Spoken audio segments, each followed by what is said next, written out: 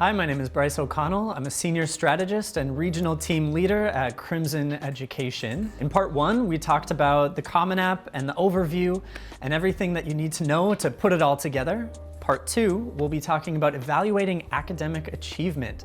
We'll be talking about transcripts, how to represent yourself best on the Common App academically, some awards, why that's in the academic section, and other tips and tricks to make sure that you stand out and show that you're ready academically to go to one of these top schools. So first, I want to talk about transcripts. Transcripts can vary so widely. No two schools really look the same, but what's most important is that you stand out on your transcript and the admissions officer knows you are ready for college-level academics. That's the whole point of the application, is showing that you are ready for what their school has to offer. And college academics are hard. They're definitely a step up from high school academics. And you want to show that you've pushed yourself, that you have taken those difficult classes and that you're ready to dive in and do just as well as your peers at one of these top schools. One way to do this is by taking advanced classes or honors classes, AP classes if you can, or IB higher level classes.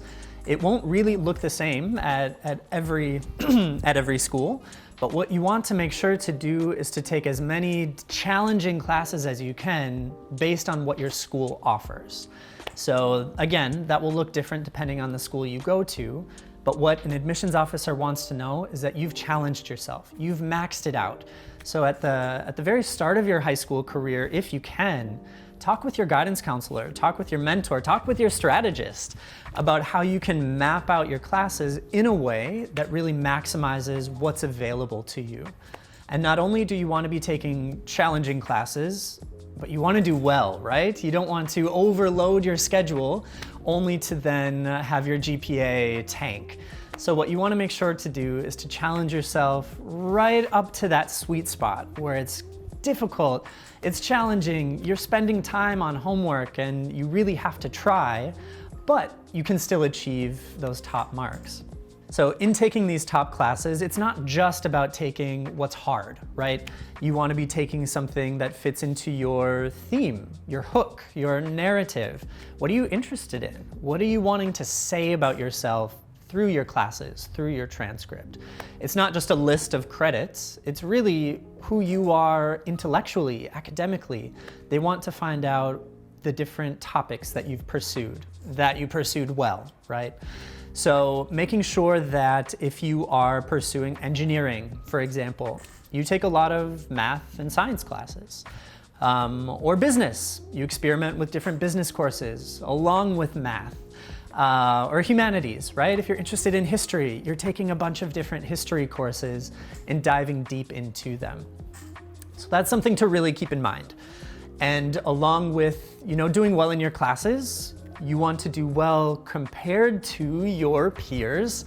I don't want to make everything sound like a competition, but if you're applying to a top program, they want to pick the top student from your school, from your region. So going above and beyond outside of the classroom academically can make a really big difference as well. This is why the awards section is actually found in the academics section. They're right next to each other.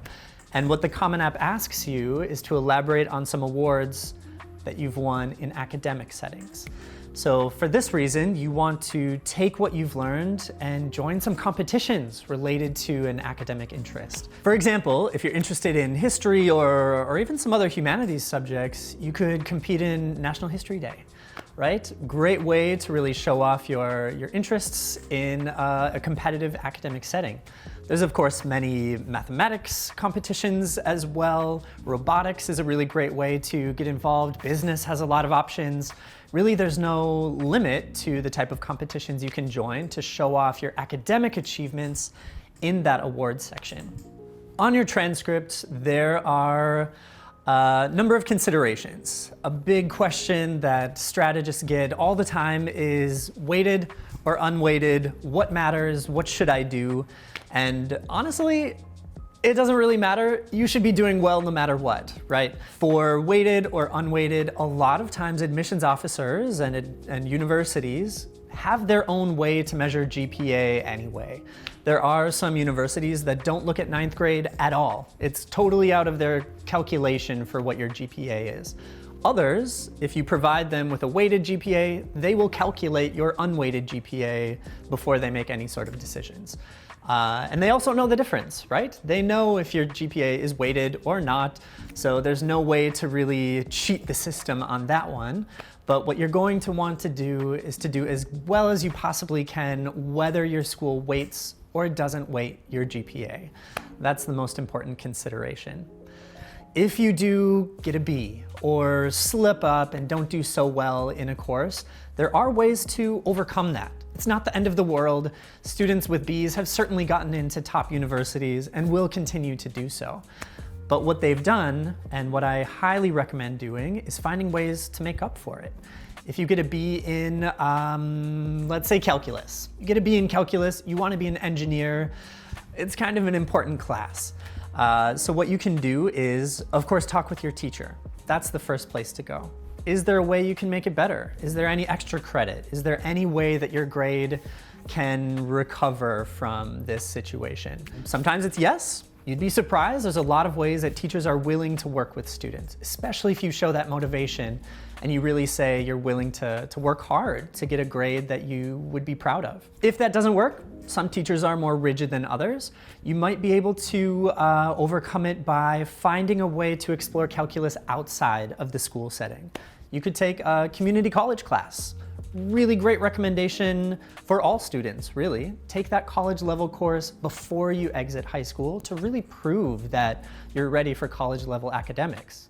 But if you didn't do so well in AP Calc, you could then take Calc at a community college, get an A in that class, and then that really shows like, hey, I struggled, I got a B in high school, and I didn't let that stop me. I went and, did even better in an even harder setting.